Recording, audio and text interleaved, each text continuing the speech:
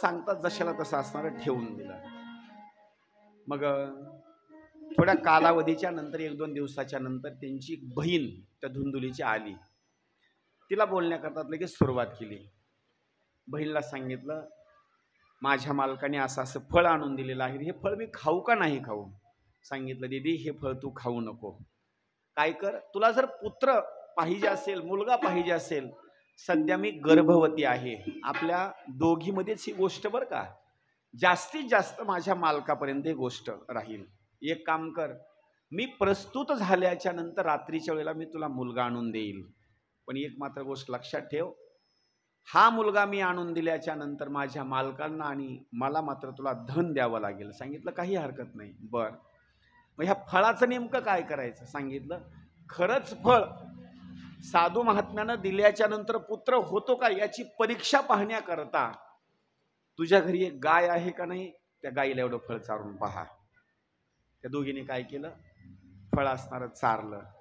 फळ चारल्याच्या नंतर काही नियम असताना सांगितले, त्या नियमाच्या नुसार आपल्या धर्मामध्ये जर पवित्र काय असेल तर पवित्र आहे गाय. गायीच्या आपण शरीराचा असणारा जो काही भाग आहे तर तिच्या म्हणजे आपण तिच्या चेहऱ्याकडून, तिच्या मुंडक्याकडून, शिंगाकडून आपण दर्शन घेत नाही. दर्शन घेत असताना आपण तिचं शेण पवित्र मानतो, तिचं गोमूत्र पवित्र मानतो, आणि दर्शन घेत असताना जो पाठीमागलचा भाग आहे आपण दर्शन घेतो. महाराज, गाय आपल्याकरता पवित्र आहे, 33 कोटी देवतांचा असणारा वास आहे, आणि एकच भूमिका तिची मात्र फक्त शाप दिल्यामुळं ती एखाद्या वेळेस अमंगल असणारा भाग खाते, म्हणजे विष्ठा खाते कधी कधी. आता तिच्यामध्ये तिचा दोष नाही, तिनं एक वेळेला खोटी साक्ष दिली, आणि खोटी साक्ष दिल्यामुळं तिला असणारं ती विष्ठा भक्षण करावी लागते. पण तसा जर विचार केला, आपल्या शरीराला जर पवित्र जर कशानं करायचं असेल, लक्ष करा, एखाद्या वेळेस आपल्या घरामध्ये जर विटाळ असेल आणि जर विटाळातून आपल्याला जर एखाद्या वेळेस सुचिरभूत व्हायचं असेल तर आपण काय करतो, गाईचं गोमूत्र घेतो, आपल्या अंगावर शिंपडतो. एखाद्या वेळेस घरामधला जर दसरा काढायचा जर काही राहिला का नाही तर काय करतो आपण, थोडंसं गोमूत्र घेतो, एक फूल घेतो आणि घरामध्ये असणार आपलं शिंपडतो. मला सांगा, गाय आपल्याकरता पवित्र आहे, इतकी पवित्र आहे की तिचं नुसतं गोमूत्र जरी घरावर असणार, असं घराकडे असं शिंपडलं का नाही अंगणामध्ये वगैरे, सगळं घर असणारं पवित्र होऊन जातं. आपलं शरीर याला सुद्धा पवित्र करणारी जर कोण असेल तर गाय आहे. तशी गाय ती असं वाईट काही खात नाही, पण शाप असल्यामुळं तिला ते तिची वासना असणारी तिची तिथपर्यंत जाते. आता पहा, ज्या वेळेला ते फळ गाईला असणारा चारण्याकरता सुरुवात केली, गाईनं असणारं ते फळ खाल्लं, आणि फळ खाल्ल्याच्या नंतर मग मात्र एक कालावधी असणारा तो निघून गेला. कालावधी निघून गेल्याच्या नंतर धुंदुलीची असणारी जी काही बहीण आहे ती प्रस्तुत झाली, आणि प्रस्तुत झाल्याच्या नंतर रात्रीच्या वेळेला तो बालक असणारा धुंदुलीला आणून दिला. सकाळ झाली आणि धुंदुलीने मालकाला सांगितलं, मालक, आपल्याला एक पुत्र झालेला आहे बरं का. आता ज्याला पुत्र संतती नाही त्याला किती आनंद होतो याचं काय वर्णन करावं. मुलगा झाल्याबरोबर ही गोष्ट कळाल्याच्या नंतर त्या आत्मदेवानं गावामध्ये बँड लावला. फुलाचा असणारा भाग उधळण करण्याकरता, गुलालाची उधळण अशी उधळण करण्याकरता सुरुवात केली, आनंदामध्ये दान धर्म करण्याकरता सुरुवात केली, आणि आनंदाच्या भरामध्ये धन द्रव्य असणारं वाटप करण्याकरता सुरुवात केली. नाव नेमकं काय ठेवायचं म्हणून त्याचं सगळ्यात जास्त जर प्रेम कुणावर होतं तर ते प्रेमाची भूमिका सांगितलेली आहे. आत्मदेवाचं प्रेम हे धुंदुलीवर होतं. मग नाव काय ठेवायचं, नाव काय ठेवायचं? पत्नीचं नाव धुंदुली आणि मुलाचं नाव काय ठेवलं? बोला की, तुम्ही एवढ्या दिवसानं कथा ऐकल्यात ना. हरी श्री राधे राधे गोविंद गोविंद राधे राधे राधे गोविंद गोविंद राधे. टाळी वाजवा, मोठ्यानं म्हणा.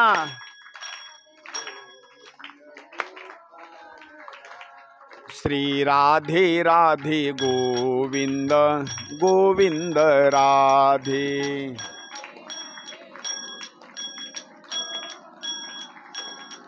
श्री राधे राधे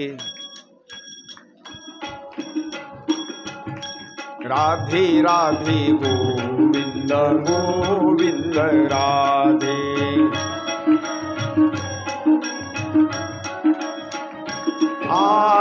गोविंद राधे गोपाल राधे।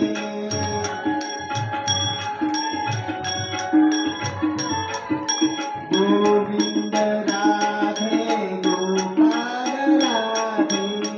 गोविंद राधे राधे राधे गोविंद गोविंद राधे। राधे राधे गोविंद गोविंद राधे राधे गोविंद गोविंद राधे।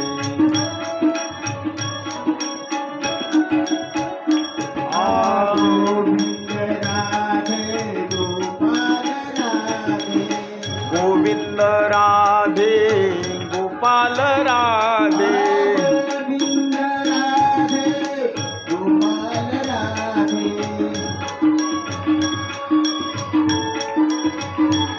राधे राधे गोविंद गोविंद राधे। राधे राधे गोविंद गोपाल राधे।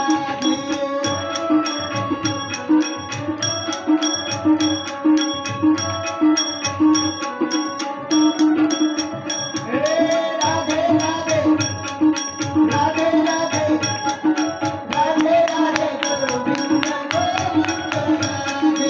राधे राधे गोविंद गोपाल राधे।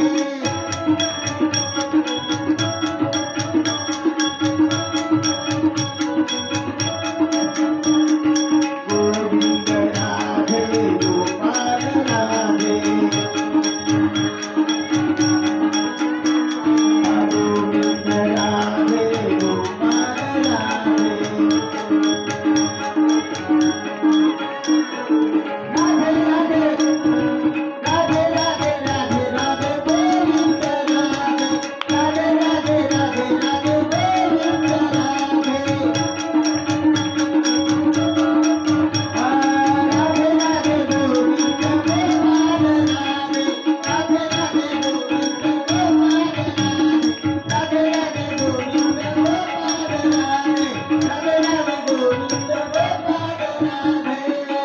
गोपाल कृष्ण भगवान की, महामुनि शुकाचार्य महाराज की, जय जय श्री राधेशा।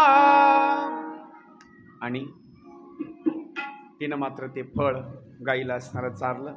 कालांतरानं धुंदुली प्रस्तुत झाल्याच्या नंतर, दान धर्म आत्मदेवानं केल्याच्या नंतर मग मात्र नाव ठेवण्यामध्ये आलं ते म्हणजे धुंदुकारी. 3 महिन्याचा कालावधी होऊन गेला आणि 3 महिन्याचा कालावधी झाल्याच्या नंतर मग मात्र ज्या गाईला फळ चारण्यात आलं होतं त्या गाईनं जो जन्म दिला ते मात्र एका मनुष्य आकृतीच्या असणाऱ्या बालकाला जन्म दिला. पण जन्म दिल्याच्या नंतर त्याचे जे कान होते का नाही, ते कान मात्र माणसाच्या कानासारखे कान नव्हते. ते कान कशाचे होते? गाईच्या कानासारखे असणारे कान होते. सगळं असणारं शरीर मानवासारखं, पण कान मात्र त्याचे गाईसारखे. त्याचं नाव ठेवण्यात आलं. नंबर 1, गो म्हणजे गाय आणि कर्ण म्हणजे कान. गायीपासून जन्म झाला म्हणजे गो आणि गायीसारखे कर्ण म्हणून त्याचं नाव ठेवलं गोकर्ण. लहानाचा असणारा मोठा होऊ लागला, तरुण असणारा वयामध्ये असणारा तो आला. धुंदुकारी असणारा तरुण, पण दोघाच्या संस्कारामध्ये असणारा भाग सांगितलेला आहे. ज्याचा जन्म गायीच्या उदराशयामधून झाला तो ज्ञानी निघाला, तो पंडित निघाला आणि चांगला असताना त्याचा भाग सांगितलेला आहे. म्हणजे मुलगा मात्र चांगला निघाला. याचं कारण एक आहे, आई वडील जर चांगली असतील ना, संस्कारित असतील, तर मुलगा सुद्धा तसाच निघतो. आता पहा, गायीच्या पोटी जन्माला आला, त्याचं नाव गोकर्ण. हरिपाठ असेल, काकडा असेल, ज्ञानेश्वरी पारायण असेल, ग्रंथाचा अभ्यास असेल एकदम, आणि ब्राह्मण घरामध्ये राहत असताना ब्राह्मणासारखंच त्याचं आचरण, चांगला एकदम असा वागू लागला. पण जो धुंदुकारी आहे का नाही, प्रॉपर्टीनं असा उन्मत्त होऊन गेला, चोऱ्या करायचा, लोकांना मारायचा, आंधळे मुखे लंगडे जे बहिरे लोक आहेत का नाही यांच्यावर अत्याचार करायचा. एवढंच नाही, लहान लहान लेकरं असे कडेवर घ्यायचं आणि एखाद्याची विहीर असेल तर विहिरीमध्ये नेऊन लेकरं टाकून द्यायचे. ब्राह्मण समाजामध्ये जन्माला आलेला, पण ब्राह्मण समाजामध्ये जन्माला येऊन सुद्धा पिऊ नये ते मद्य प्यायचा. एवढंच नाही, खाऊ नये तो मांस खायचा, असा वाईट असणारा आचरण. एवढंच नाही, पुढं तर वाईट आचरण करत असताना, मग मात्र वाईट आचरण करत असताना संगत सुद्धा वाईटच लागली. वर्णन असं केलेलं आहे, वाईट आचरण करणाऱ्या काही महिला त्यांच्या असणाऱ्या संगतीला लागला. मद्यमांस खाणं, जुगार खेळणं, आणि त्यांची इच्छा पूर्ण करण्याकरता मग मात्र घराकडे यायचा. आणि घराकडे येत असताना मग मात्र त्यानं भूमिका अशी केली, आईला पैसे मागायचा, वडिलांना पैसे मागायचा, पण आई आणि वडिलांनी जर पैसे नाही दिले ना, उलट बोलायचा. आता तर मर्यादा ओलांडली, नुसतं उलट बोलत नव्हता, आई वडिलाच्या अंगावर जायचा. पुढं तर एवढी मर्यादा ओलांडली, आईला आणि वडिलांना मारहाण करू लागला. सांगा पैसे कुठं आहेत? एक दिवस बापाला मारहाण केल्याच्या नंतर बापानं सांगितलं, असं जीवन जगण्यापेक्षा मेलेलं बरं. वडील रडू लागले. त्यावेळेस गोकर्ण जवळ आला, वडिलाचा हात पकडला आणि सांगितलं, पिताजी रडू नका, मी सांगतो तसं ऐका. तुम्हाला जर आणखीही आनंदी जीवन जगायचं असेल तर आता घरामध्ये राहू नका, घराचा त्याग करा, अरण्यामध्ये निघून जा आणि देवाचं भजन पूजन करा, आनंदी तुम्ही जीवन जगाल. सांगितलं, बाबा मला असणारा चांगला उपदेश केला, तर आता मी घरामध्ये मात्र राहणार नाही, अरण्यामध्ये निघून जाणार. पण अरण्यामध्ये जाऊन काय करू? ऐका, अरण्यामध्ये जाऊन असा विचार करा की मला पत्नी नाही, मला कुणी मुलगा नाही, मला कुणी गणगोत नाही, आणि सगळे असणारे माझे जे नाते गोते सगळे असणारे सगळे संपलेले आहेत, माझ्याजवळ कोणी सुद्धा नाही. माझं खरं जर नातं कुणासोबत असेल तर एक देव आणि एक मात्र असणारा मी. आमच्या दोघांमध्ये तिसरं मात्र माझा माझा माझा देव, माझा माझा माझा देव,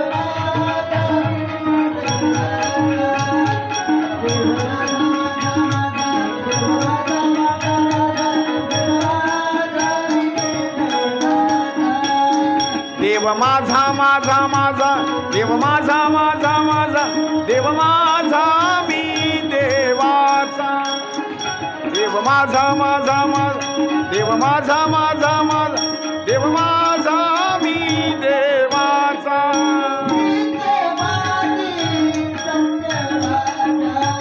हीच माझी सत्य वाचा, हीच माझी सत्य वाचा.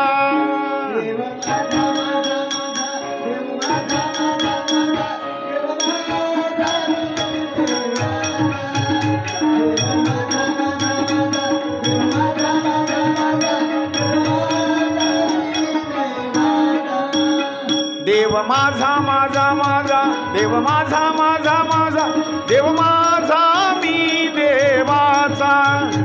देव माझा माझा माझा देव, माझा माझा माझा देव, माझा मी देवाचा.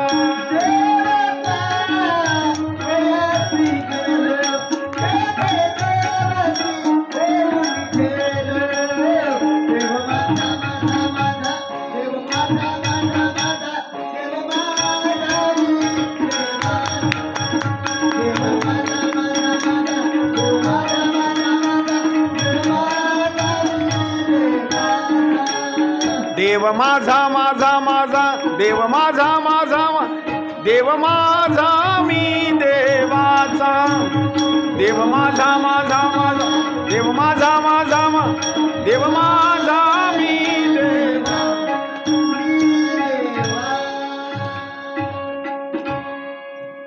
अरण्यामध्ये निघून जा आणि एक काम करा. माया विघ्ने भ्रमला खरे म्हणता मी माझे घरे हे तो संपत्तीचे वारे साचोकारे जाईल. मला कोणी नाही असं म्हणा आणि सगळं असणारं जे आहे का नाही हे जाणार आहे. म्हणून तुम्ही एक काम करा. तुम्ही इथं जर आपलं जर कोण असेल ना फक्त देवच आपला आहे अरण्यात जा. तिथं देवाची पूजा करा देवाची भक्ती करा देवाची असणारी आराधना करा. मग मात्र तुम्हाला असणारी देवाची असणारी प्राप्ती होईल. आणि कधीही सांगतो बरं का सगळ्यात जास्त जर माणसाला कंटाळा कशाचा येत असेल सगळ्यात जास्त तर सगळ्यात जास्त माणसाला कंटाळा येतो देवपूजेचा. घरोघर जर भांडणं कशा करता असतील पत्नी सांगते मालकाला तुम्ही देवाची पूजा करा. मालक म्हणतात तूच पूजा कर. हे दोघं जण सांगतात लेकराला तुम्ही पूजा करा. घरोघर जर भांडणं कशा करता असतील तर पूजे करताच भांडणं आहे बरं का. आणि आपली पूजा म्हणजे काही साधी पूजा नाही. सगळे देव एका ताटात भरायचे. सगळे देव एकाच ताटात बरं का. एकच तांब्या भरून पाणी घ्यायचं आणि एक तांब्या भरून पाणी घेऊन सगळ्या देवाला एका तांब्यामध्ये आंघोळ घालायची. एकाच. कोणता कोरडा राहतो कोणता वाला होतो. बरं आंघोळ घातली त्याला काही व्यवस्थित काही चोळणं फिरणं काहीच नाही. सगळे एकदाच. बरं गंध लावत असताना सुद्धा काही गंध काही व्यवस्थित लावतात का. कोणत्याच्या डोळ्यामध्ये कोणत्याच्या नाकामध्ये कोणत्याच्या कपाळाला कोणत्याच्या केसाला. ही काही साधी गोष्ट आहे का.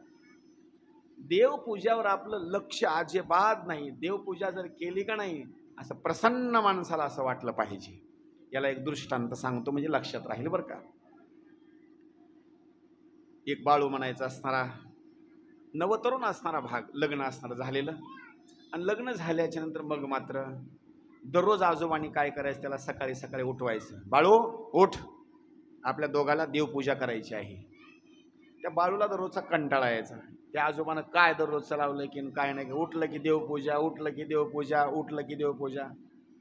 पण आजोबाच्या पुढं काही त्यानं काही शब्द मोडायचा नाही. एक दिवस घटना अशी घडली आजोबांनी निर्णय घेतला मला माझ्या मुलीला भेटण्याकरता जायचं आहे. सुनबाईला सांगितलं सुनबाई तुझ्या मुलाला जास्त पूजेचा कंटाळा आहे. दररोजचा आपला नियम आहे देवपूजा बंद नाही पडली पाहिजे. दररोज सकाळी त्याला असणार उठवायचं आणि देवपूजा त्याच्याकडून करून घ्यायची.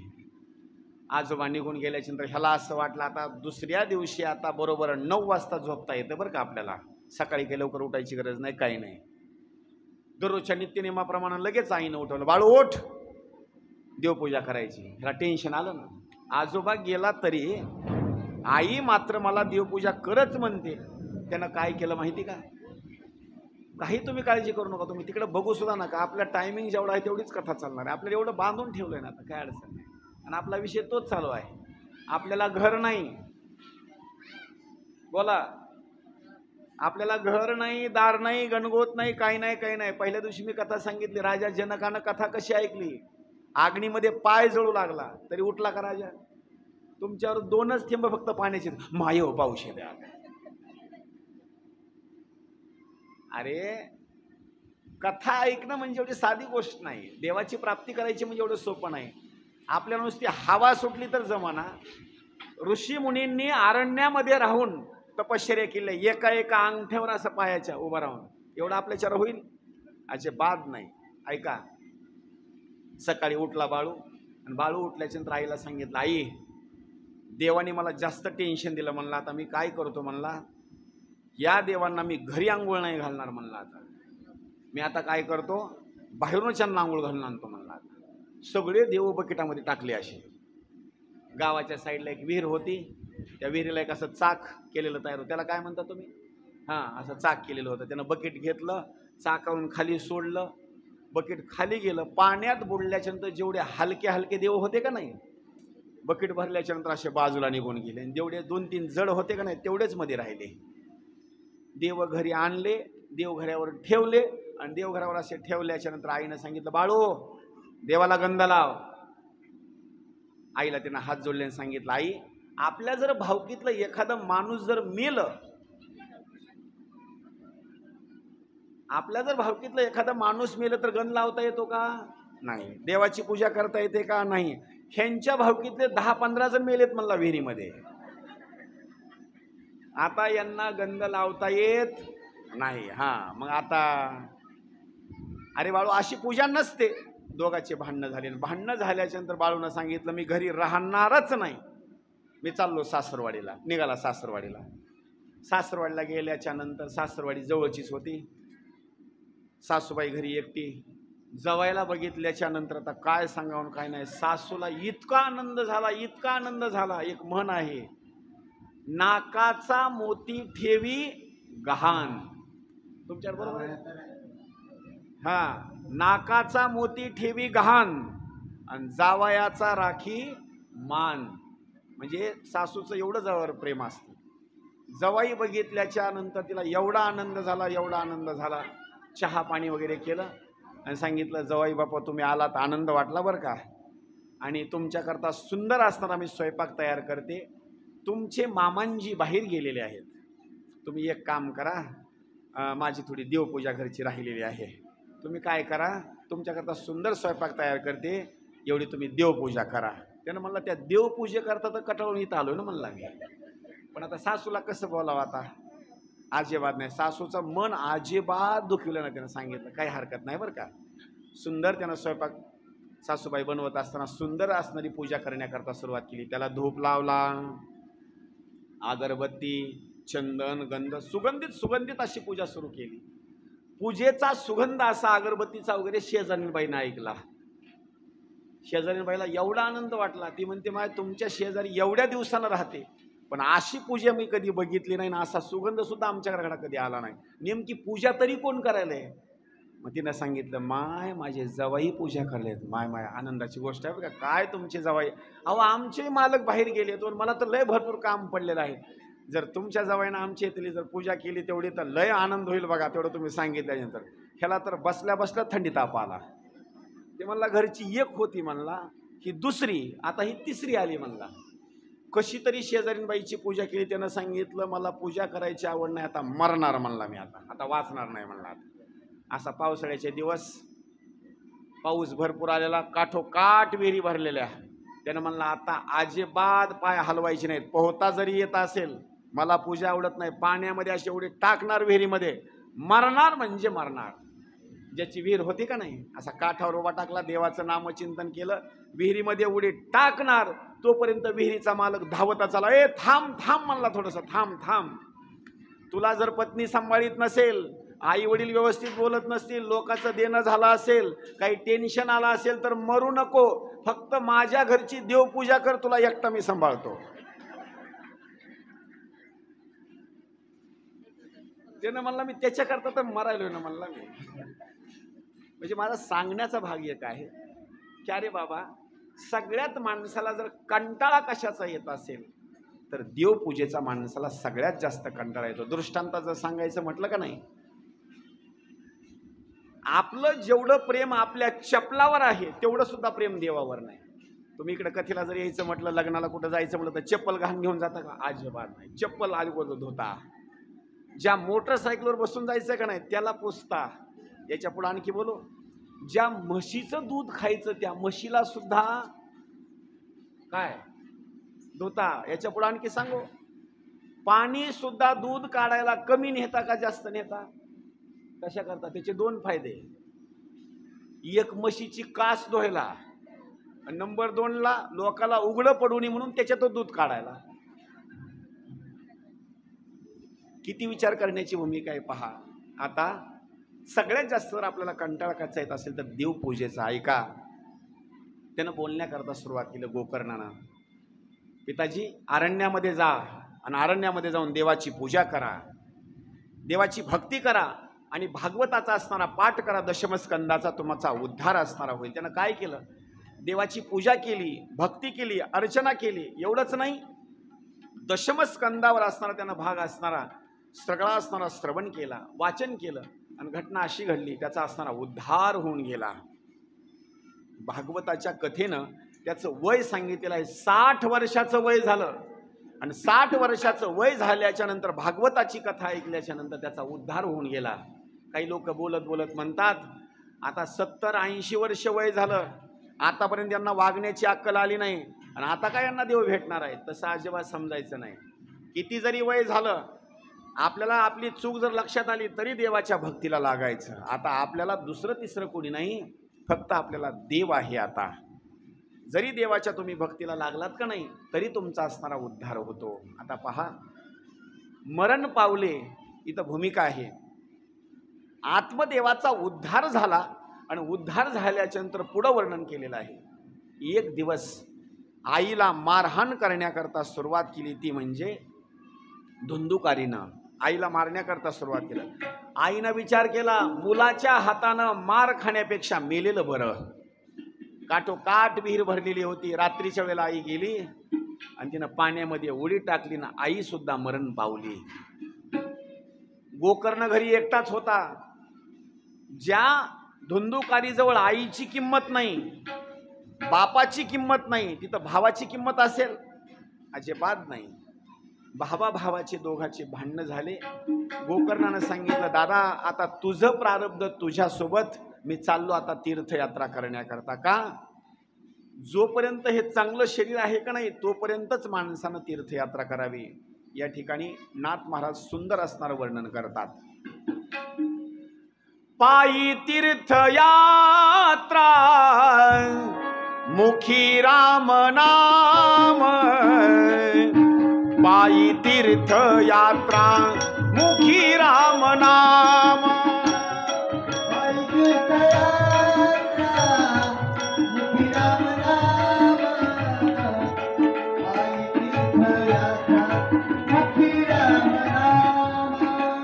पायी तीर्थयात्रा मुखी राम नाम, पायी तीर्थयात्रा मुखी राम नाम.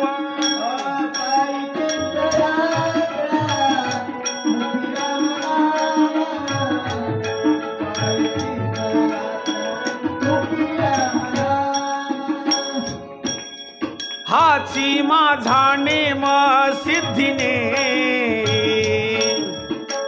हाची माझा नेम सिद्धीने,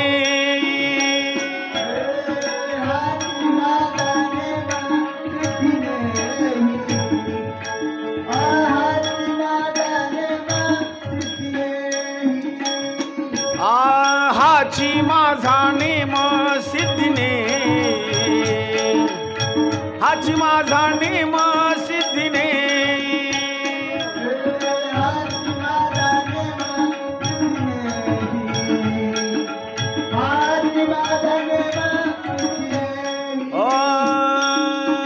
नामस्मरण घडो संत समागमो, नामस्मरण घडो संत समागमो, नामस्मरण घडो संत समागमो, नामस्मरण घडो संत समागमो. नामस्मरण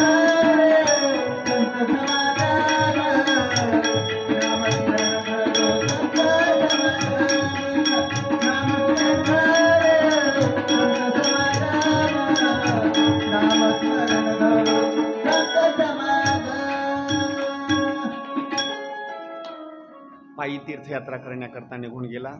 त्या धुंदुकारीनं आपल्या घरामध्ये 1 आणि 2 नाही 5 असणाऱ्या वाईट आचरण करणाऱ्या असणाऱ्या स्त्रिया घरामध्ये आणून ठेवल्या. त्यांनी सांगितलं, मालक आम्हाला जेवण्याकरता काही नाही, एवढंच नाही आम्हाला अन्न पाहिजे, वस्त्र पाहिजे, दागदागिने पाहिजे. आता हा काही श्रीमंत नव्हता. यानं काय केलं, गावामध्ये चोऱ्या करण्याकरता सुरुवात केली.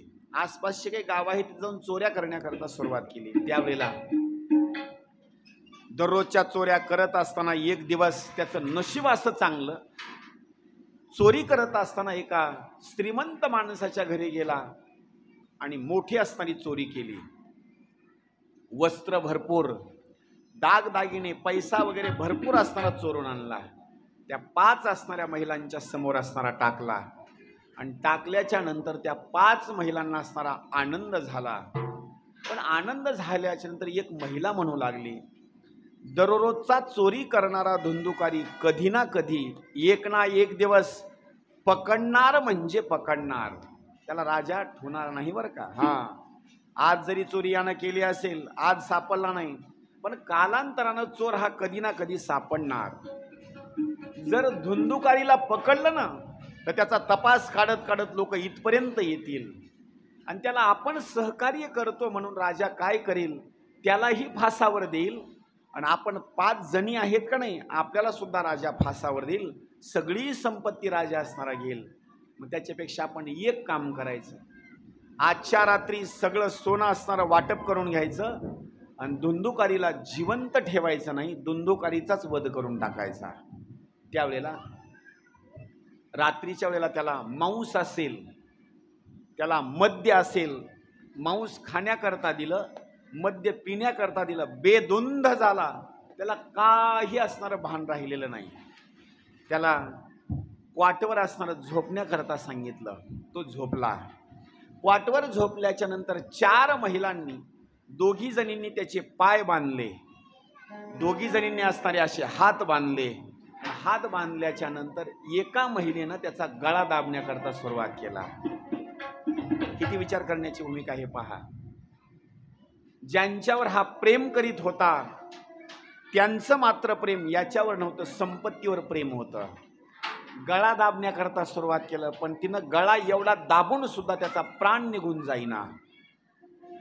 5 जणी होत्या, त्याला मारण्याचा प्रयत्न करीत होता, पण त्याचा प्राण निघून जाईना. शेवटी त्या 5 जणी निर्णय घेतला, ह्या असा मरत नाही, चुलीमध्ये असणारा जो विस्तव आहे का नाही, विस्तव आणून याच्या अंगावर टाकून द्या. असा क्वाटला बांधलेला होता, त्याला काही कळत नव्हतं. विस्तव आणला आणि विस्तव आणून त्याच्या अंगावर असा ओतला. तडफड तडफड तडफड तडफड असा करू लागला. तडफडून तडफडून तडफडून असणारा त्याचा मृत्यू झाला. आता हे प्रेत असंच कसं ठेवायचं म्हणून त्या 5 जणीनं काय केलं, कुणालाच गोष्ट कळू नये म्हणून रात्रीच्याच वेळेला घरामध्ये खड्डा खोदला आणि खड्डा खोदल्याच्या नंतर त्याचं प्रेत उचललं आणि त्या खड्ड्यामध्ये पुरून टाकलं. माती अशी लेवल करून टाकली.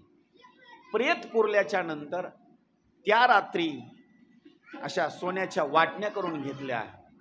दुसऱ्या दिवशी लोक घराकडे विचारण्याकरता येऊ लागले, धुंदुकारी कुठं गेला. यांनी नाटक करून सांगण्याकरता सुरुवात केली, कुठंतरी बाजारला गेलेत, कुठंतरी गावाला गेलेत, असं लोकांना खोटं खोटं बोलण्याकरता सुरुवात केली. तेवढ्याच वेळामध्ये एक दिवशी यांनी सगळ्या सोन्याची अशी वाटणी केली आणि वाटणी केल्याच्या नंतर त्यांनी सोनं वगैरे सगळं असणारे जे काही पैसा आहे वाटण्या केल्या.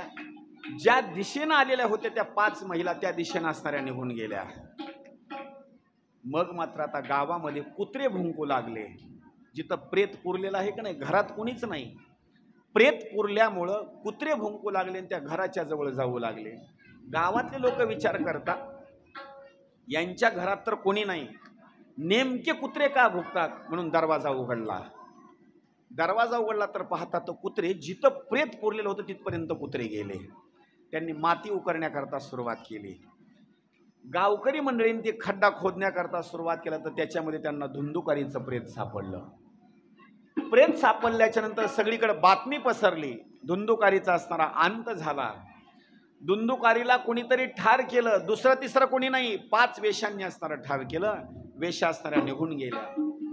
गोष्ट कळत कळत कळत ही गोष्ट, आई तर मरण पावलेली आहे, वडील तर मोक्षाला निघून गेले. एवढंच नाही, जो असणारा गायीच्या पोटी जन्माला आलेला गोकर्ण आहे, कसा का असना पण तो भाऊ आहे, तीर्थयात्रेला गेलेला भाऊ, त्याला कळत कळत ही गोष्ट त्याच्या कानाच्या मार्फत, लोकाच्या मार्फत ही गोष्ट त्याला कानावर आली. अमुक अमुक गावचा आत्मदेवाचा मुलगा धुंदुकारी, त्याचा असणारा खून झाला, त्याचं प्रेत असणारं पुरून टाकलं, ही गोष्ट त्याला कळाली. ऐका बरं का, फार महत्त्वाचा भाग आहे. लोक बोलत बोलत काय करतात, आपल्याच भावाचा त्याग करतात. आपल्या बहीण भावाचा त्याग करतात, आपले जवळचे लांब करतात आणि लांबलचे जवळ करतात. काही गोष्टी माझी ऐका, कधीही जवळचे ते जवळचेच असतात आणि लांबचे हे लांबचेच असतात बरं का. जवळचा माणूस कसा जरी झाला, रक्त हे रक्तालाच ओळखतं, दुसऱ्याला कोणाला मात्र ओळखत नाही. याला दृष्टांत सांगतो. आपल्या भावकीतला एखादा जर माणूस मरण पावला, किती जरी दुश्मनी असली, तर माझा सांगण्याचा भाग असा आहे की भावकीचा माणूस आपल्यावर एवढा उपकार करतो, कमीत कमी 10 दिवस गंध सुद्धा लावत नाही. मुलांनो बोलू नका, तुम्ही शांत बसा. ऐका, कसा जरी असला तर आपला भाऊ आहे म्हणून त्या गोकर्णाला ही गोष्ट कळाली. त्यानं काय केलं? आपल्या भावाचा उद्धार करण्याकरता त्यानं गयेला गेला, काशीला गेला, हरिद्वारला गेला, प्रत्येक तीर्थक्षेत्रावर गेला. आपल्या भावाचा उद्धार होईल या इच्छेनं प्रत्येक ठिकाणी असताना त्यानं दान धर्म करण्याकरता सुरुवात केलं. किती भावावर प्रेम आहे त्याचा विचार करा. भावानं ज्या घराच्या बाहेर काढलं, त्या भावाचा उद्धार व्हावा म्हणून यानं दान धर्म करण्याकरता सुरुवात केली. आणि तीर्थयात्रा करत करत करत असताना तो परत असणारा गावामध्ये आला. रात्रीची वेळ 12 साडेबारा असणारे वाजलेले आणि अंगणामध्ये येऊन असणारा तो झोपला. अंगणामध्ये झोपल्याच्या नंतर जिथं प्रेत पुरलेलं होतं, प्रेत पुरलेल्या ठिकाणामधून मग मात्र असं वर्णन केलेलं आहे, कधी बोकडाचं रूप घेऊन गोकर्णाच्या अंगावर येऊ लागला, कधी हत्तीचं रूप घेऊन येऊ लागला, कधी बकऱ्याचं रूप घेऊन येऊ लागला. काही लोक म्हणतील आता कथा चलूट ठेवायची का बंद करायची, बघा तुम्ही सर, कारण तुम्ही आता काय आशेही बसणारच आहेत बरं का. हां, असंही तुम्हाला बसायचंच आता.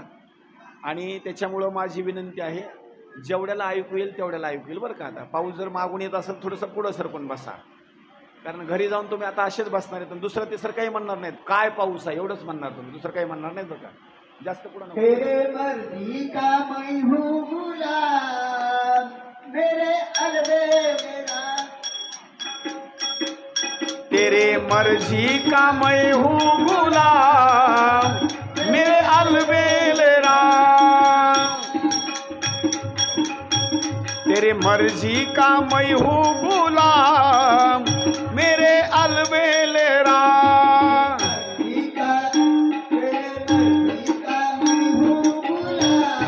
खाली बस, खाली बस, खाली बस.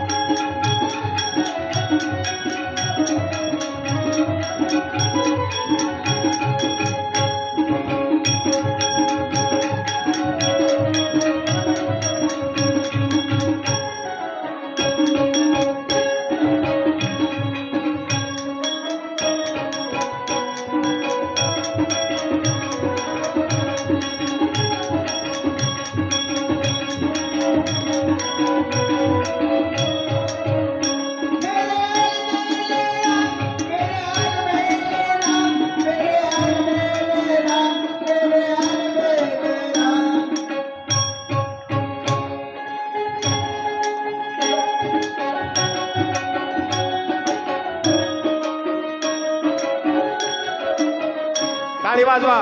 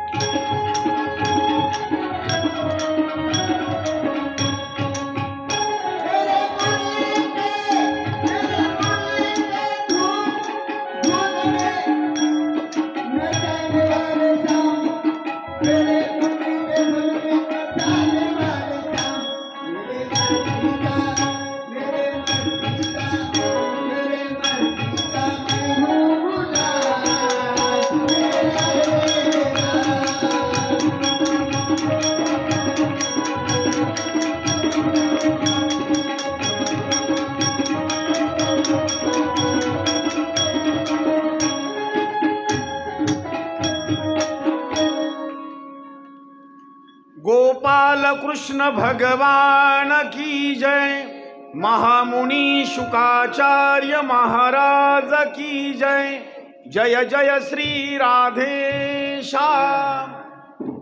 आणि रात्रीच्या वेळेला कधी हत्तीचं रूप, कधी बोकडाचं रूप, कधी एखाद्या वेळेस आग्नीचं रूप, आणि असे वेगवेगळे असताना त्यानं रूपं घेतले.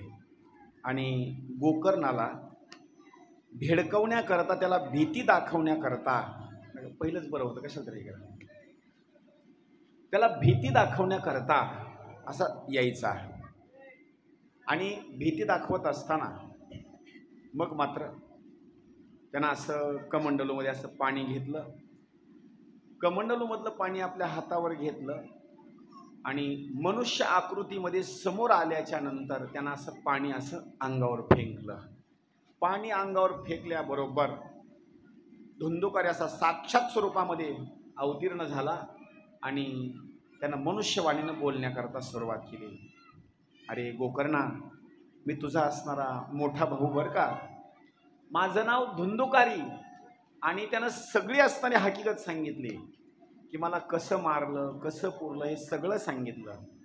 अरे गोकर्णा, मी तुला घराच्या बाहेर काढलं बरं का, माझ्यामुळंच आई मरण पावली, माझ्यामुळं वडिलांना अरण्यामध्ये जावं लागलं, एवढंच नाही, माझ्यामुळं गावातल्या लोकांना त्रास झाला. अरे गोकर्णा, मी भरपूर पाप केलेलं आहे. त्या गोकर्णानं सांगितलं, जरी तू पाप केलेला असशील तरी तुझा उद्धार करण्याकरता मी गयेला गेलो, काशीला गेलो, अनेक तीर्थक्षेत्राच्या ठिकाणी गेलो, पण तुझ्या ठिकाणी तुझा उद्धार व्हावा म्हणून मी पिंडदान केलं, पण तुझा पिंडदान करून उद्धार झाला नाही का. त्यानं सांगितलं, जो माय बापाला त्रास देतो, जो भावाला त्रास देतो, जो गावातल्या लोकांना त्रास देतो, त्याच्या नावानं किती जरी पिंडदान केलं तर त्याचा उद्धार मात्र होत नाही. अरे मग गयेला पिंडदान करून सुद्धा जर तुझा उद्धार होत नसेल तर तुझा उद्धार मात्र अशक्य आहे, तुझा उद्धार मात्र होणार नाही. तसं म्हणू नको दादा गोकर्णा, माझा उद्धार होणं फार गरजेचं आहे. का? त्याचं कारण एक आहे, जो आत्महत्या करतो, दुसऱ्याकडून मारला जातो का नाही, त्याचं जे शरीर सांगितलेलं आहे का नाही, त्याचं शरीर म्हणजे हवेच्या सारखं असतं, त्याला एका ठिकाणी थांबता येत नाही, सारखं हवेसारखा असा तो चलत राहतो बरं का, त्याला जाग्यावर थांबता येत नाही. त्यालाच आपण म्हणतो भूत, म्हणजे ते वाऱ्याचा असणारा तो भाग आहे. मग मात्र मग काय नेमकं मी केलं पाहिजे? सांगितलं, काही उपाय शोध, पण माझा मात्र उद्धार झाला पाहिजे. सांगितलं, आता जोपर्यंत मी तुला बोलवत नाही ना तोपर्यंत तू तुझ्या ठिकाणाला जाऊन राहा, तुझा उद्धार होण्याकरता काहीतरी मी मार्ग शोधतो. सकाळ झाली आणि सकाळ झाल्याच्या नंतर अनेक गावातल्या मंडळीला त्यानं प्रश्न विचारण्याकरता सुरुवात केली. सांगा, माझ्या भावाचा मला उद्धार करायचा आहे, नेमकं काय करावं लागेल? पुसावेसे हेची वाटे, जे जे भेटे तयासी, देव कृपा करील मज, आणि काय लाज राखील. देव माझ्यावर कृपा करील का? अनेक लोकांना विचारलं. शेवटी लोकांनी सांगितलं, खरं सांगू, याला साक्षी जर कोण असेल सांगण्याकरता तर दुसरं तिसरं कोणी सुद्धा नाही. तुम्हाला जर तुमच्या भावाचा उद्धारच करायचा असेल तर सूर्य भगवंताला प्रश्न विचारा. सकाळ झालेली होती आणि सकाळ झाल्याच्या नंतर सूर्य भगवंताचं दर्शन त्याला झालं. हातामध्ये कमंडलूमधलं पाणी घेतलं आणि अभिमंत्रित करून सूर्य भगवंताकडे टाकलं. त्याची शक्ती किती होती पहा. तुम्ही आता कितीही सूर्य भगवंताला प्रार्थना करा, देवा सूर्य भगवंता 2 मिनिटाकरता जाग्यावर थांबतो का? आपल्याकरता एसटी थांबत नाही तर सूर्य काय थांबल आपल्याकरता? अजिबात थांबू शकत नाही कोणी. ऐका, आपण जर पावसाला सांगितलं थांब थोडंसं, थांबतो? अजिबात नाही. आणखी गोष्ट बोलतो, आपला रात्री मी तुम्हाला भाग सांगितला, आपला यज्ञ चालू आहे आणि नियम असा आहे, जिथला यज्ञ सफल होतो का नाही, यज्ञ चांगल्या स्वरूपामध्ये चालतो, तिथं यज्ञामध्ये पाऊस येतो. म्हणजे यज्ञामध्ये पाऊस आलेला चांगला असतो. कारण जुन्या काळामध्ये पाऊस पाडण्याकरता लोकांनी यज्ञ करायचे. तुम्हाला यज्ञ, तुमचा यज्ञ चालू आहे आणि पहिल्या दिवसापासूनच आपण पाहतो सारखा पाऊस यायलेला आहे. लोकायले आणखी प्यायला पाणी नाही काही परिसरामध्ये, आणि तुमचा सगळा आनंदी असणारा आनंद आहे. पाण्याची काही कमतरता नाही. बरं, घरच्या पाण्याची कमतरता नाही आणि पावसाच्या पाण्याची सुद्धा कमतरता नाही. किती आनंदाचा असणारा भाग आहे पहा. सूर्य भगवंताची गती त्यानं थांबवली. सूर्य भगवंताला प्रार्थना केली, देवा माझ्या भावाचा मला उद्धार करायचा आहे, काय केलं पाहिजे? सूर्य भगवंतानं सांगितलं, जर भावाचा उद्धार करायचा असेल तर भावाच्या उद्धाराकरता तुम्हाला श्रीमद भागवत महापुराणाची कथा लावावी लागेल. आता तुमच्या कामाचं बोलतो, लक्ष देऊन ऐका बरं का. एखाद्या वेळेस घराची वास्तुशांती जर करायची असेल, लक्ष देऊन ऐका, तर घराची वास्तुशांती केल्याच्या नंतर सुद्धा काही जणाला शांती मिळत नाही. तुम्हाला का मिळत नाही त्याचे कारण आहे का? त्याचं कारण असं आहे, वास्तुशांती करून सुद्धा पूजा आपली तंतोतंतच होईल असं मात्र सांगता येत नाही. पूजा करणारीच मंडळी घरचे म्हणतात, देव बाप्पा तुमची पूजा कधी संपेल हो? मग देव बाप्पा विचारतात, तुम्हाला पूजा किती वेळात संपवायची आहे? मग आपण जर सांगितलं ना 2 तासात 2.5 तासात, मग ते काय करतात माहिती का, धावत्या वेगामध्ये काही मंत्र म्हणतात. आता बोलू नका, फक्त आता बोलू नका, शांत बसा. हां, बोलू नका कोणी. राधे राधे ओ राधे राधे, राधे राधे ओ राधे राधे,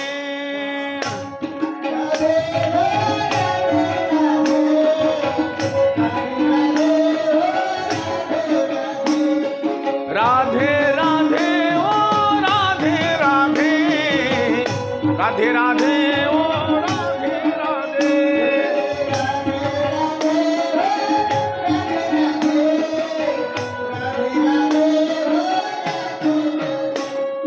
हम भी बोलो राधे राधे, तुम भी बोलो राधे राधे, हम भी बोलो राधे राधे, तुम भी बोलो राधे राधे, राधे राधे ओ राधे राधे, राधे राधे ओ राधे राधे,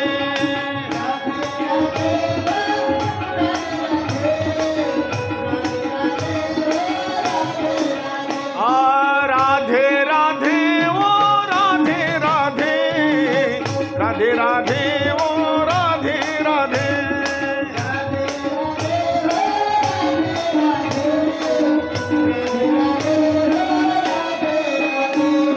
हम बोला कुंजावन में राधे राधे, वृंदावन में राधे राधे, कुंजावन में राधे राधे, वृंदावन में राधे राधे, तुम भी बोलो राधे राधे, हम भी बोलो राधे राधे, हम भी बोलो राधे राधे, तुम भी बोलो राधे राधे,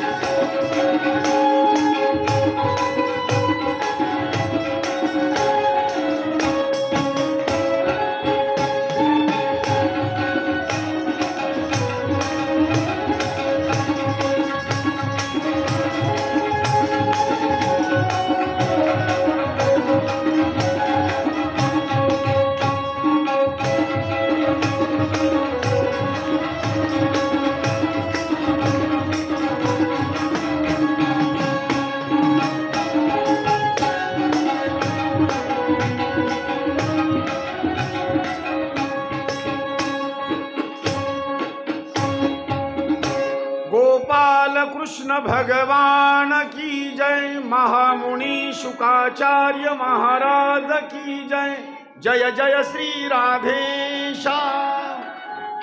ऐका बरं का, कामाचा भाग सांगत आहे. वास्तू शांती करत असताना एखाद्या वेळेस त्या देव बाप्पाकडून सगळे मंत्र होत नाहीत, आणि जर वास्तू शांती जर व्यवस्थित झाली नाही तर काही गोष्टी सांगतो बरं का.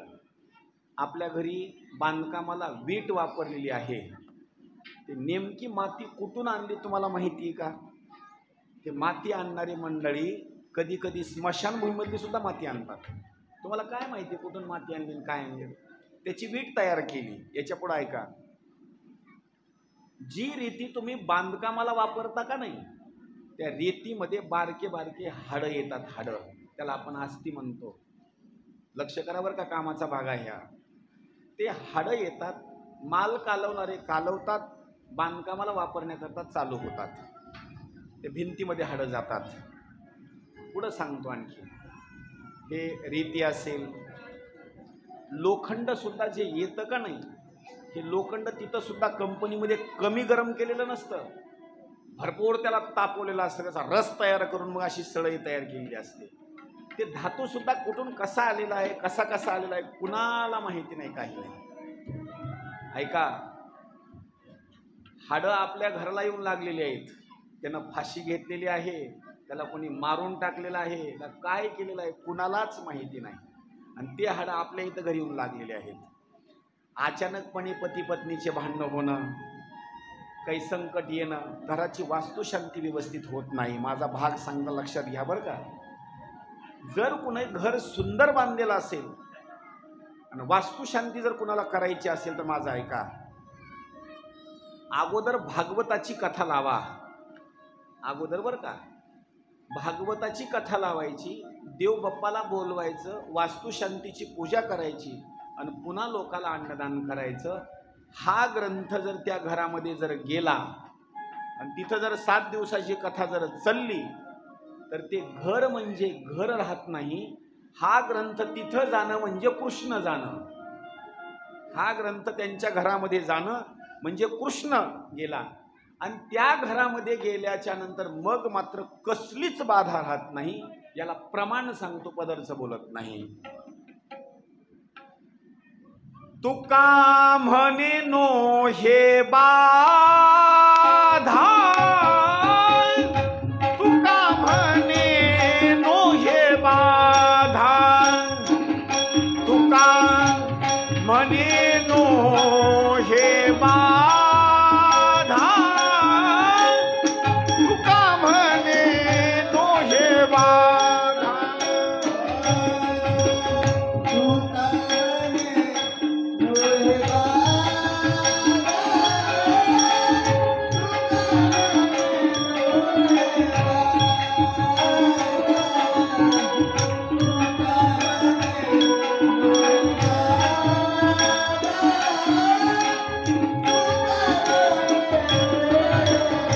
बाधा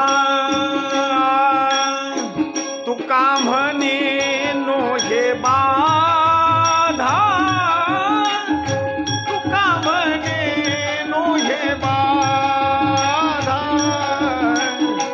तुका म्हणे नो हे बाधा, तुका म्हणे नो हे बाधा.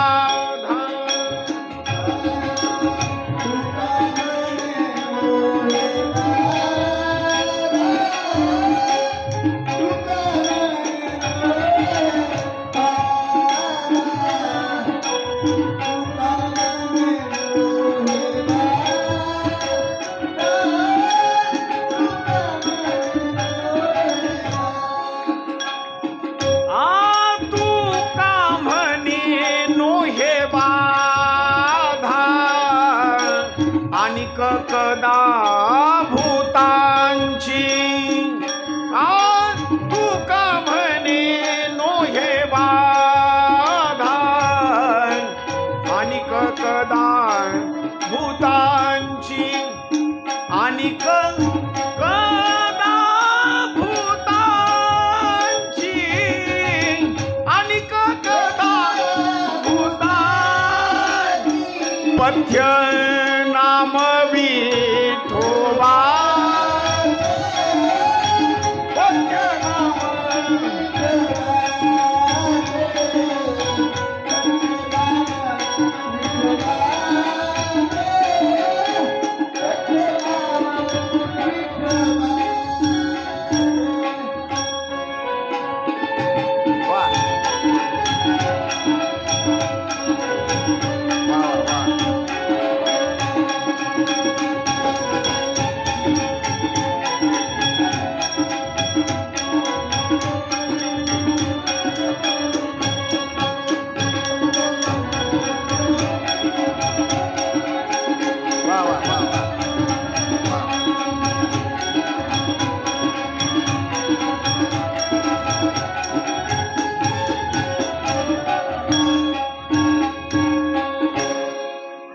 एकदम आपल्या कथेला ज्यांची तबल्याची साथ आहे, गुरुजीची साथ आहे आणि बुलबुलची असणारी साथ आहे, या ब्रह्म, विष्णू आणि महेश हे तिघही बरं का, ब्रह्म, विष्णू आणि महेश.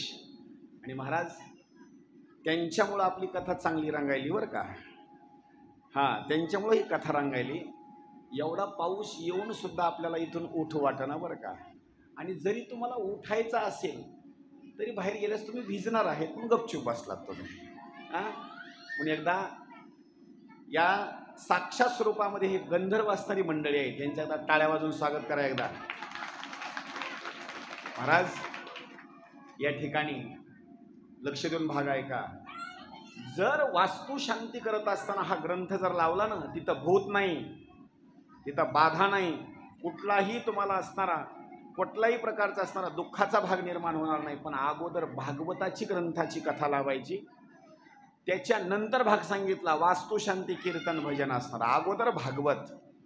एक घरामध्ये जर भागवताची कथा लावली, सगळ्यांनी रसना ठेवून द्यायचा बरं का, सगळ्यांनी ठेवून द्या. चला पहिला अगोदर तू खाली पे, खाली बसून पे, लोकांच्या तोंडाला पाणी येईल पुन्हा आता. हां हां, कथेमध्ये डिस्टर्ब नाही झाला पाहिजे. थांबा, पुन्हा द्या सगळ्या शेवटी. आता नका देऊ, थोडं थांबा. ऐका, एक भाग हा ग्रंथ जिथं चलतो का नाही, हा ग्रंथ जिथं चलतो त्या घराला पुन्हा घर राहत नाही. ते जसं हनुमंतरायाचं मंदिर आहे, भगवान शंकराचं मंदिर आहे, ज्या घरामध्ये कथा चलते ते घर म्हणजे घर राहत नाही, तर ते घर मंदिर होतं. ज्यांच्या घरामध्ये ही कथा वाचली जाते का नाही, ते घर मंदिर होतं. आणि त्या घरामध्ये राहणारे सगळे लोक, त्यांचं पापच शिल्लक राहत नाही, पाप सगळं असणारं दग्ध होऊन जातो. म्हणून अगोदर भागवताची कथा लावायची, नंबर एक. नंबर दोन, दुसरा भाग आहे का, जर एखादा माणूस मरण पावला असेल तर हा ग्रंथ, मुलांनो खाली ठेवून देते, वरी झाकून ठेव, सगळ्यांना जर खाली बसा. बस खाली, खाली बस. ऐका, नंबर दोन, एखादा माणूस जर मरण पावला असेल ना, तर काही गोष्टी सांगतो महत्वाच्या, लक्षात ठेवा. माणूस मरण पावल्याच्या नंतर 3ऱ्या दिवसापासून 10व्या दिवसापर्यंत एक ग्रंथ लावला जातो. कोणता माहिती नाही तुम्हाला? बरं, लावीत नसेल आता इथून पुढे लक्षात ठेवा बरं का. माणूस मरण पावल्याच्या नंतर 3ऱ्या दिवसापासून 10व्या दिवसापर्यंत गरुड पुराणाचा ग्रंथ लावला जातो. तुम्हाला माहिती नाही का? बरं, लक्षात ठेवा बरं का. का लावायचं एक कारण सांगतो, का लावायचं कारण सांगतो. त्या माणसाचा जर उद्धार करायचा असेल तर ज्या दिवशी राख सावळली जाते, तुमच्याकडे काय म्हणतात, राखच म्हणतात ना, ज्या दिवशी राख भरली जाते आणि गंगेला सुपूर्त केली जाते, त्या दिवशीपासून संध्याकाळी, मग तुम्ही दिवसाला होऊ शकता किंवा संध्याकाळीला होऊ शकता, 10व्या दिवसापर्यंत ती कथा चालली पाहिजे, 7 दिवसापर्यंत. त्या ग्रंथाचं नाव आहे गरुड पुराण, त्या माणसाचा उद्धार करण्याकरता. जर एखाद्या वेळेस ती कथा जर लावलीच नाही तर कमीत कमी वर्ष श्राद्धाच्या दिवशी किंवा ती माणूस मरण पावल्याच्या नंतर वर्ष श्राद्धाला त्या माणसाचा जर उद्धार करायचा असेल तर भागवत कथा लावायची. कधी लावायची आहे का, ज्या दिवशी त्याचं वर्ष श्राद्ध आहे का नाही, त्या वर्ष श्राद्धाच्या अगोदर 7 दिवस पूर्ण झाले पाहिजे. आणि 8व्या दिवशी त्या ग्रंथाची सांगता काला पण त्याच दिवशी. आणि नंबर 2, त्या माणसाचं वर्ष श्राद्ध सुद्धा त्याच दिवशी. असं जर कोणी एखाद्या माणसाचा उद्धार करण्याकरता जर कथा लावली का नाही, किती पापी माणूस असू द्या, त्याचा उद्धार या ग्रंथामुळं होतो. तुम्ही म्हणाले याला प्रमाण काय, पुरावा काय, किती जरी पाप केला असेल तर, मग तोच आपली कथा चालू आहे, पुरावा त्याला काय आहे ते. धुंदुकारीनं बापाला घराच्या बाहेर काढलं, भावाला घराच्या बाहेर काढलं, आईचा मृत्यू झाला, अनेक लोकांना त्रास दिला, त्याचा अंत पिशाची योनीमध्ये झाला. पण त्याचा उद्धार जर कशामुळे झाला असेल तर सूर्य भगवंतानं गोकर्णाला सांगितलं, भावाचा उद्धार जर करायचा असेल तर भागवताची कथा लावायची. लावली त्यानं कथा. कथा सांगण्याकरता सुरुवात झाली. कधी लावली ती कथा? आषाढ शुद्ध नवमीला कथा लावली. आता कोणता महिना चालू आहे? वैशाख. बरोबर बरं का, तुम्ही चांगलं उत्तर दिलं. ताई करता टाळ्या वाजवा एकदा. आता महिना चालू आहे वैशाख, पण काही कमी डोक्याचे म्हणतात मे महिना, म्हणजे कॅलेंडर बघायचं मे महिना. आपला खरा महिना कोणता सांगू? हे आषाढ, श्रावण, भाद्रपद, कार्तिक, आश्विन. अहो जुन्या माणसाली आजीबाईला नक्षत्र बदललेलं कळायचं. कोणतं कोणतं नक्षत्र. आता हे नक्षत्र कुणाला कळत नाही. आणि काही गोष्टी सांगितल्या जुन्या काळामध्ये. आता पहा, जर भागवताची कथा लावली तर त्या माणसाचा उद्धार होतो, याच्याकरता प्रमाण सांगितलेलं आहे. गोकर्णानं काय केलं? भावाकरता कथा लावली. आंधळे, लंगडे, खुळे सगळे असणारे लोक आले. कथा ऐकण्याकरता सुरुवात झाली. पहिल्याच दिवशी पिशाच्य बनलेला असणारा जो धुंदुकारी आहे कथा ऐकण्याकरता आला. आणि कथा ऐकण्याकरता आल्याच्या नंतर मग मात्र वायूच्या स्वरूपामध्ये होता, हवेच्या स्वरूपामध्ये. आणि हवेच्या स्वरूपामध्ये असल्याच्या नंतर, नाही असू द्या आता, जागा पुरल्या आता नका ही करू मामा, राहू द्या आता, काहीच करू नका, बसू द्यावं त्यांना, काही नाही बसू द्यावं. ऐका, पहिल्या दिवशी तो कथा श्रवण करण्याकरता आला, वायूच्या स्वरूपामध्ये होता. आणि वायूच्या स्वरूपामध्ये असल्याच्या नंतर त्याला बसण्याकरता जागा मिळेना. त्यावेळेला त्यानं काय केलं? जुन्या काळामध्ये मंडप होता. मंडप टाकत असताना जे लाकडं रवायचे का नाही, ते वेळूचे असणारे लाकडं असायचे. त्याला अशा गाठी गाठी असायच्या, जशा ऊसाला गाठी असतात का नाही, तसं त्या वेळूला एक छिद्र होतं. तो धुंदुकारी आला, त्याला बसण्याकरता जागा मिळत नव्हती, म्हणून त्यानं काय केलं? एक वेळू आणि त्या वेळूला असणारं छिद्र पडलेलं, त्या छिद्रामध्ये जाऊन बसला. पहिल्या दिवशी असताना त्यानं सुंदर असणारी कथा ऐकली. कथा ऐकल्याच्या नंतर मग मात्र कथा संपल्याबरोबर त्या वेळूची असणारी एक गाठ अशी तुटली. फटकन असा आवाज झाला. लोकाला काही कळालं नाही नेमका आवाज काय झाला. दुसऱ्या दिवशी कथा ऐकली, दुसरी गाठ असणारी तुटली. तिसऱ्या दिवशी कथा ऐकली, तिसरी गाठ तुटली. चौथ्या दिवशी कथा ऐकली, चौथी गाठ सुटली. 5, 6 आणि 7, 7व्या दिवशी कथा ऐकली, 7 गाठी असणाऱ्या तुटून गेल्या. आणि त्याचा असणारा उद्धार झाला. साक्षात स्वरूपामध्ये पहिलं जे त्याचं शरीर होतं का नाही, तसलं शरीर नाही, देवासारखं त्याला शरीर प्राप्त झालं, कृष्णासारखं. पिशाची येवणीला गेलेला, पण भागवताची कथा ऐकली, देवासारखं त्याला सौंदर्य प्राप्त झालं. तेवढ्याच वेळामध्ये गोलोकातून विष्णू भगवंतांनी त्याला विमान पाठवून दिलं.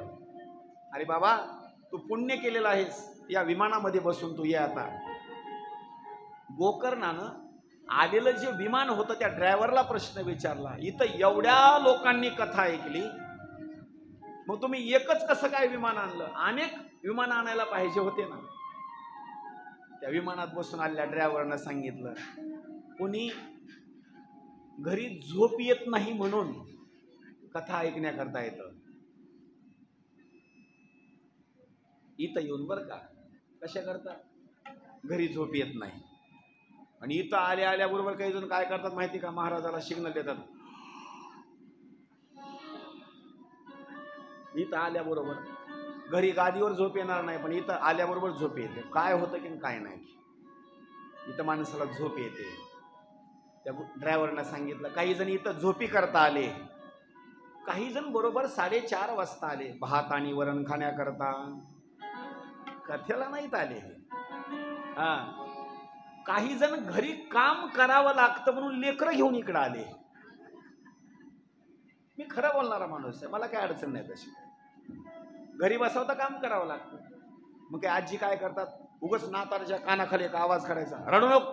ते काय रडत नसतं, त्याला समजवण्याकरता इकडे घेऊन यायचं. लक्ष काही नाही. काही जण माता माऊली इकडे येत असतानाच एवढा कापूस घेऊन आणतात. हाय काय गरज? आता आईच्या दुकानामध्ये वाती भेटायलाच ना, आता काही गरज आहे का? इथं आलं तर कथाच ऐकायची. कोणी इथं शरीरानं बसतात, पाऊस पडायला वाटतंय, घर लावलं नाही, कपडे काढलेत का नाही, की शरीर इथं, लक्ष घराकडं. काही जणांना असं वाटतं आता कथा संपत आली तर जेवायला कुठं बसावं आता,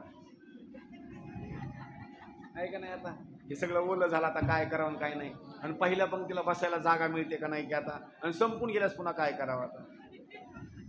कुणाला कशाचं टेन्शन तर कुणाला कशाचं टेन्शन, ऐका. पण मन लावून कथा मात्र कोणी सुद्धा ऐकत नाही.